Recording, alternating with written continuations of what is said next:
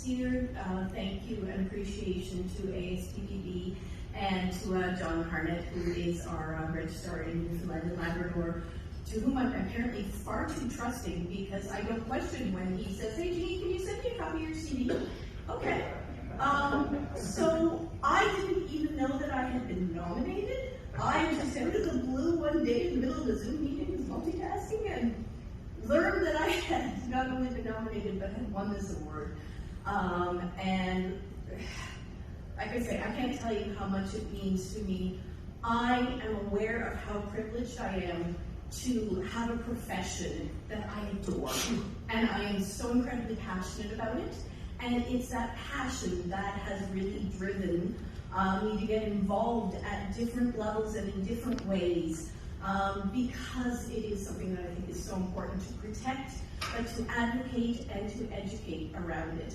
And if I could give one message today, I've heard a lot of people talking about working with trainees and early career psychologists. Encourage leadership.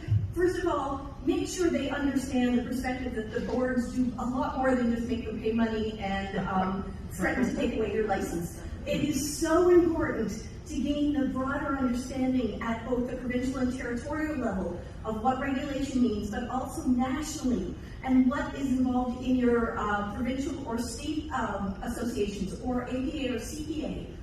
What that gives to young new psychologists is this broad-based knowledge that informs both their clinical practice, their teaching, and just their appreciation of the profession as a whole. And I'll be honest, I was a very new clinician, and we had our first ever elected licensing board, and it was one of the senior psychologists who said, hey Jeanine, you should run for that. What do you mean? I've been practicing for 2 years.